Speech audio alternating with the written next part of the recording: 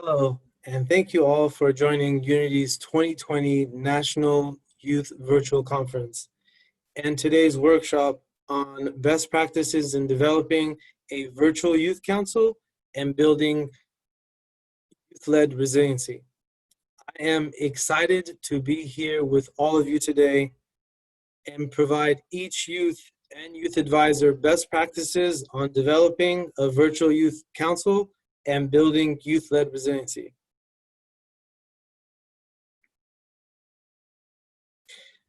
My name is Sabu Kuyumjian, and I'm the Public Health Associate at the National Council of Urban Indian Health, NCUIH for short, and I work within the Technical Assistance and Research Center at NCUIH. NCUIH is located in Washington, D.C., and we nationally represent 41 urban Indian organizations that provide healthcare services to American Indian and Alaska Natives living in urban settings. I am also the advisor to NCUIH's National Urban Indian Youth Advisory Council. We are really excited that you chose to be a part of this virtual workshop session and want to give a big special thanks to Unity, United National Indian Tribal Inc., one of the oldest, largest Native youth organizations, for providing NCUIH this great opportunity. Before I get started, I want to provide a high-level overview of today's workshop of what will everyone learn and take away from being in this workshop.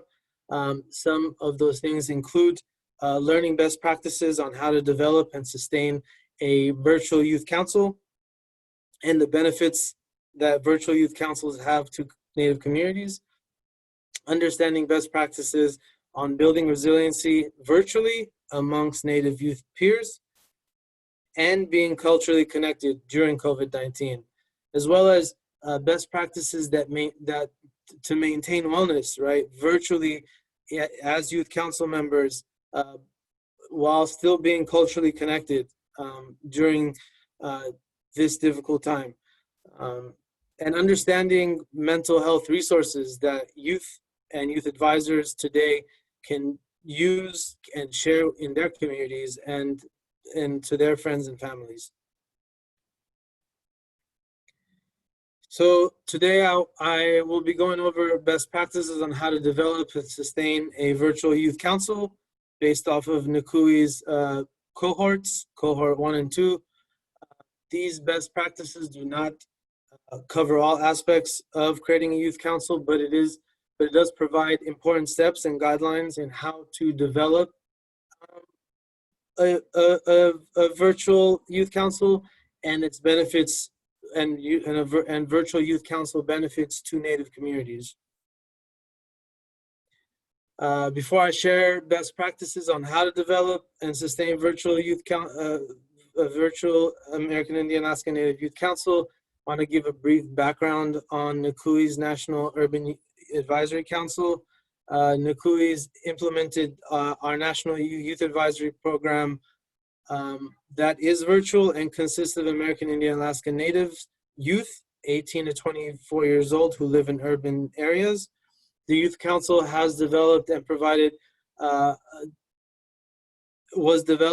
the Youth Council was developed to provide cultural appropriate training and tools for Native youth to learn and to be more resilient for themselves and for their peers.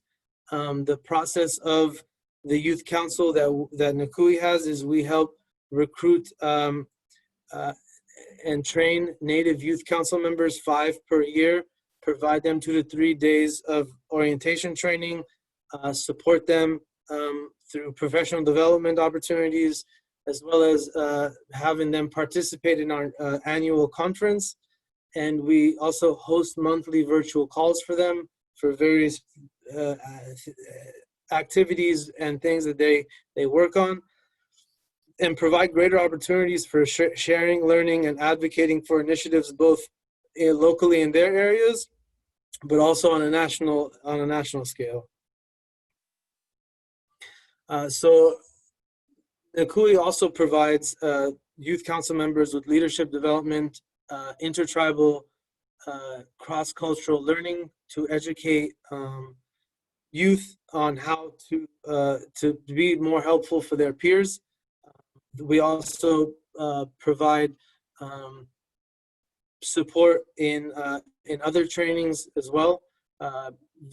As I mentioned before, the Youth Council consists of American Indian and Alaska Native youth living in urban areas that represent different regions of the nation and of Indian country. And according to the 2010 census, approximately 71% of American Indian Alaska Natives live in urban cities and metropolitan areas. We are now in year 2 of our youth council, and the second year. And NCUI's second cohort of national virtual youth council members include Benjamin Sandecki, who is Cherokee from Oklahoma, Serena Campos of Choctaw Nation of Oklahoma, Megan McDermott, descendant of Piegan Blackfeet and Plains Cree, Quentin Paulson from the Nema Corporation, Alaska, and Taylor Francisco from Navajo Nation. Youth council members serve 12-month terms and have supported annual and youth-focused campaigns and events that include a virtual national youth convening last year, and a national Indigenous Wellness social media champion campaign, as well as recent youth council members of this cohort hosted last month a Native Youth Healing Gathering and a Indigenous Wellness Healer campaign that's soon to be launched. So keep that, we will be sharing more information on that soon. NCUIH provides youth council members with behavioral health trainings. We covered such topics as youth substance misuse prevention, suicide prevention, how to be more trauma informed when supporting youth peers and family who experience mental health challenges, as well as trainings on mental health wellness and what that means and how, and tools to have, as well as youth dating violence and sexual assault prevention, and trainings on healthy relationships. These trainings help youth council members educate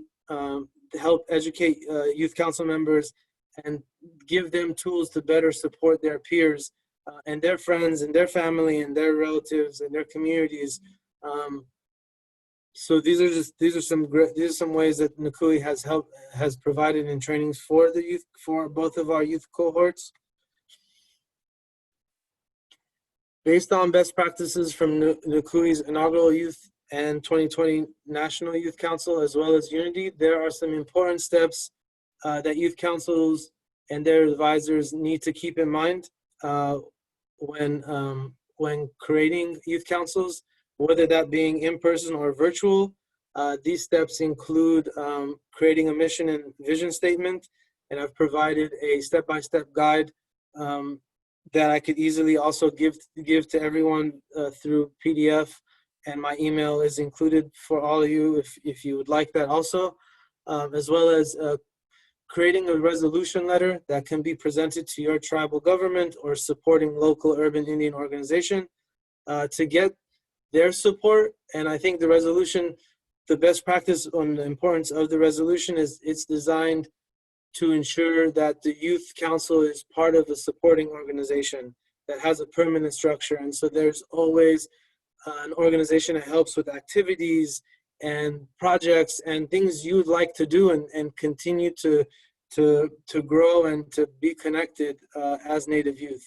So these are some important things when thinking about developing a youth council. An example of this is the Youth Council mission and vision. I won't read all of it, but it really is, their mission is to promote urban Native communities, to provide access and resources and opportunities to American Indian and Alaska Native youth with the goal of empowering their cultural, spiritual, and physical health while inspiring them to expand their minds, heal, improve their health, develop healthy relationships, build resiliency, and speak their voice. And so this is an example of the mission and of course the vision as well for all of you to have and to help maybe develop your own youth councils. And another important aspect you would need to develop a youth council is to establish bylaws. And bylaws help Native youth pick roles that they would like to take on, positions they would like to take on and to be a part in the youth that speaks to their strengths, or that speaks to something they want to grow in. And bylaws also help establish a timeline on how long would each position in the youth council be. Are these positions 1 year, 2 years? So I provided a sample bylaws that from Unity, as well as a how-to guide to Native youth and advisors on how to create a American Indian Alaska Native Youth Council from Unity.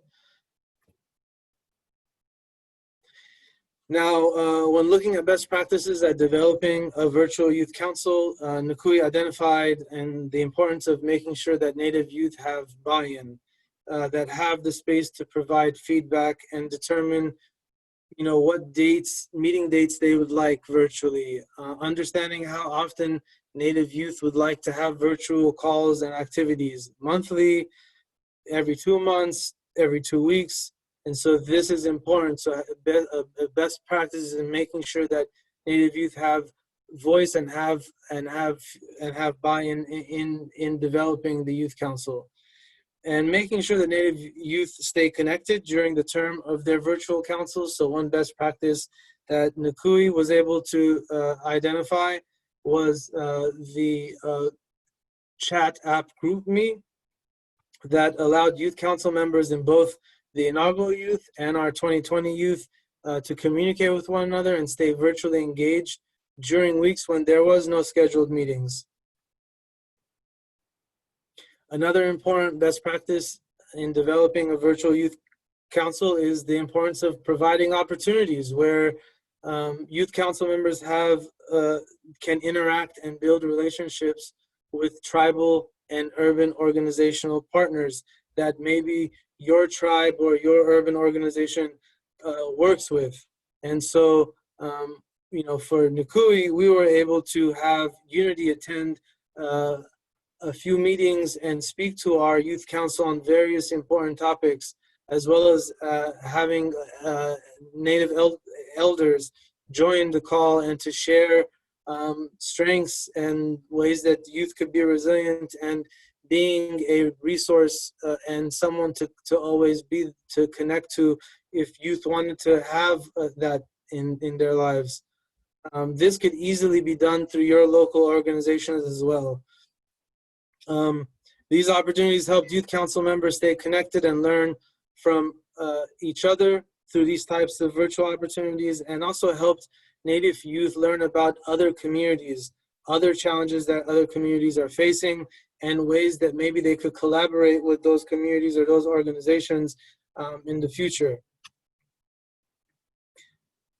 Lastly, the importance of and a best practice in sustaining a virtual youth council is offering trainings and professional development opportunities to youth that are of interest to youth. And so for us, Native youth in both of our youth councils had asked for trainings on motivational interviewing so that they could be better prepared to talk and to ask the right questions and to say the right things to help one of their family members or their friends who are going through challenging times to get help and to be that support, as well as providing peer support tools and even virtual modules.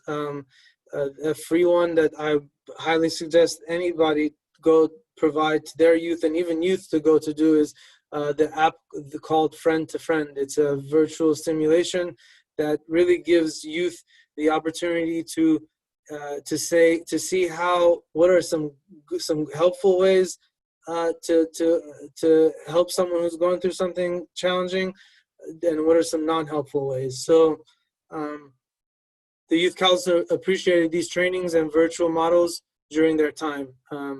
and really help support their growth both as leaders and professionally. So how has virtual councils benefited Native communities? One example NCUIH has seen is the benefited our virtual council, and in regards to Native communities, is through one of our inaugural Youth Council members and current alumni network members, Shoshana Johnson. And Shoshana was so inspired by the work she did on NCUIH's inaugural Youth Council that their on the inaugural Youth Council and their Indigi Wellness Champion social media campaign that was focused on building resiliency, that Shoshana herself went and was inspired by this and organized a Native American youth summit that focused on building resiliency in Native youth in Oklahoma.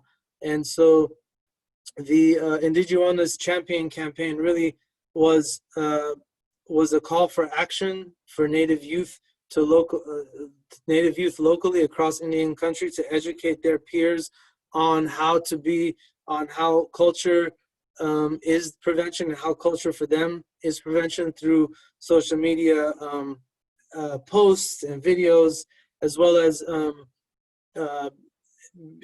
challenging other youth to do the same and to share how they stay resilient. So this is one way of how virtual youth councils can benefit Native communities.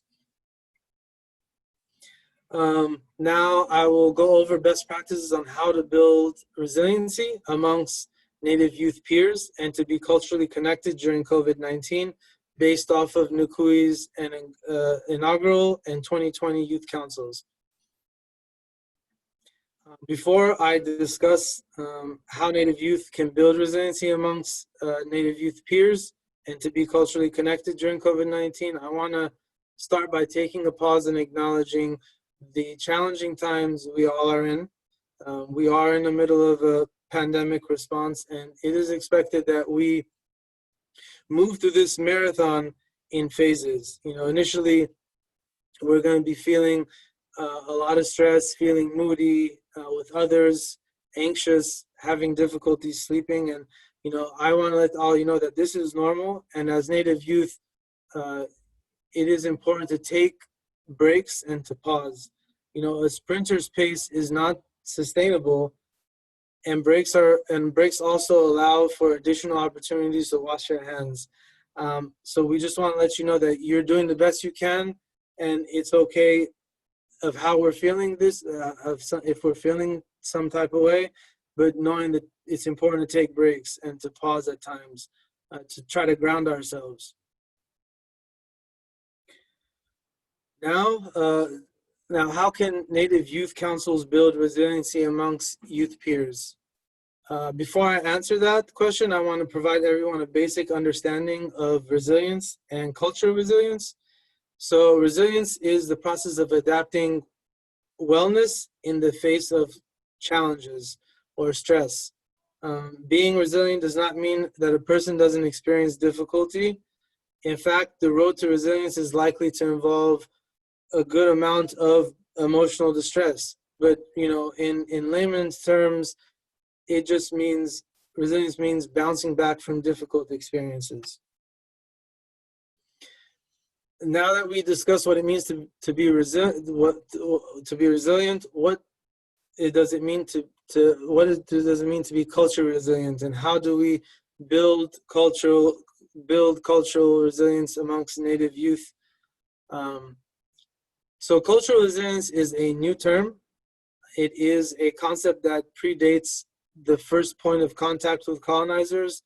Thus, resilience is not new to Native people. It is a concept that has been taught for centuries. The word is new, but the meaning is old. And so research has shown that resilience is ordinary, not extraordinary. Resilience is a trait that all people have. It involves behaviors, thoughts, actions. It can be learned, developed in anyone. Thus, the more cultural wellness activities provided to Native youth, the more resiliency Native youth and Native Youth Council members are able to build and use for themselves and for their friends and families, and to spread those tools. Some best practices on that has helped build resiliency amongst NCUI's youth virtual councils include having virtual meetings to identify strengths and concerns in their respective Native communities, as well as having virtual meetings to identify Native Youth Council strengths, so that Native youth can teach each other on ways to be more resilient. And this could be, a Native youth teaching a virtual art lesson on maybe they're good in painting, or doing a simple how to use a social media platform that maybe other Native youth don't know, or teaching a cultural dance or a cultural song. So this is one way of a best practice in building resiliency amongst Native youth. And it also provides leadership opportunities for youth to experience, and to improve youth council connectedness. I will now go over best practices on maintaining wellness virtually amongst Native youth peers and to be culturally connected during COVID-19.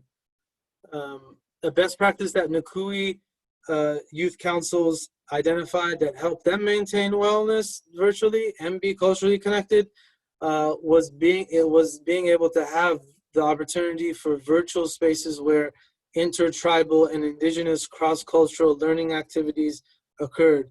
An example of this is when NCUI hosted a virtual intertribal and indigenous cross-sharing activity where both youth council cohorts and Latin indigenous youth virtually shared with one another on how to teach, how each of them stay grounded, practices on maintaining wellness, and how they stayed resilient during challenging times. There was great feedback on this event and strong interest in wanting to have more cross-cultural indigenous activities in the future. So this easily could be developed in other tribes and urban areas that in your respective regions. So this is a great way to kind of include wellness and amongst youth council members virtually. Moreover, another important best practice that NCUI's Youth Council identified to help maintain wellness virtually and to stay culturally connected was the use of various smartphone and computer apps that provided additional social connection support.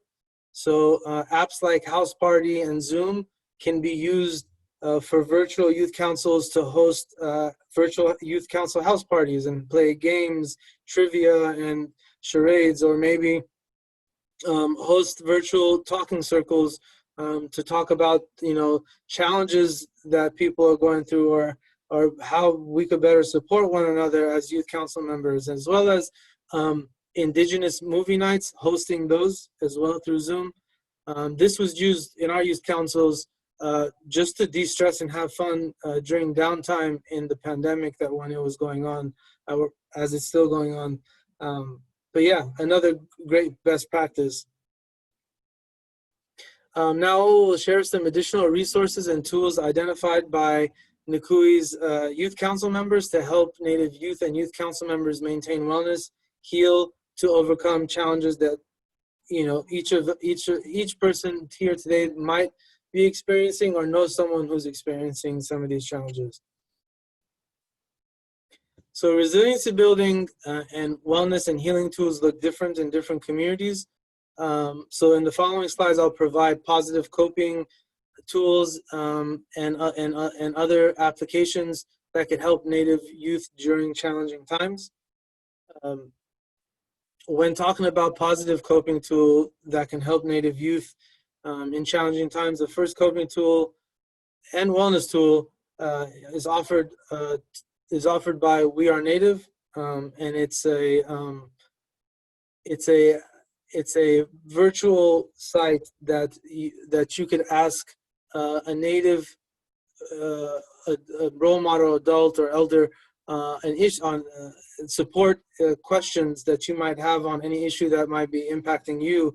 Um, Native youth, both in an urban and tribal setting, sometimes don't have an elder or an adult or a role model to talk to when they're going through tough times and want personal advice. So this online portal really provides provides a Native adult by the name of Amanda from the Zuni Pueblo tribe in New Mexico, who to be that support, to be that role model, that help that a Native person might be, a Native youth that might be going through a tough time, and any question could be asked, and she responds back pretty quick. So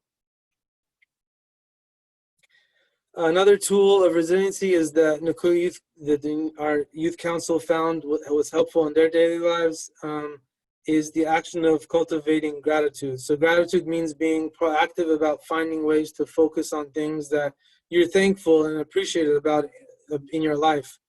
One way to do this is keeping a gratitude journal where you just write 5 things down every day that you're grateful for. This could even be done weekly.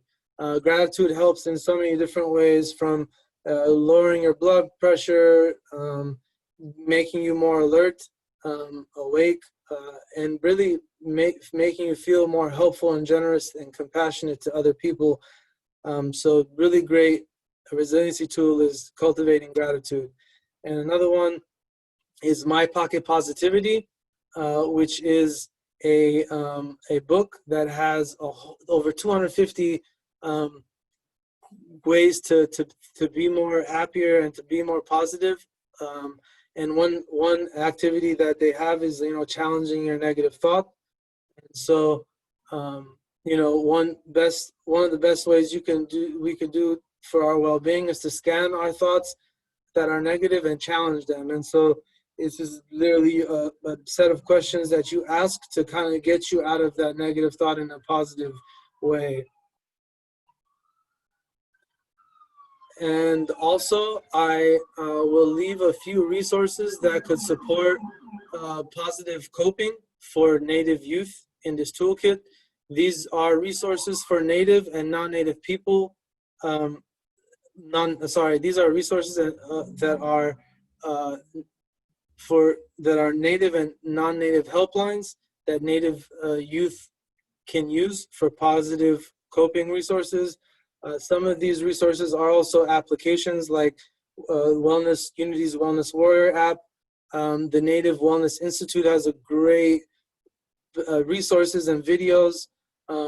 So please use this, and if you have any other questions, please let me know. I hope that this session provided you with some best practices for virtual youth councils based on NCUIH's experience with our national virtual youth councils.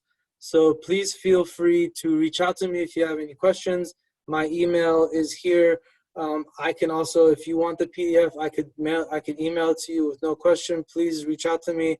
My number is here as well. You give me a call. I want to thank everyone who joined today, and I hope you have a great time with the rest of this conference. And I will be participating too. So I'm sending everyone good energy, and thanks for joining this workshop. Have a good one.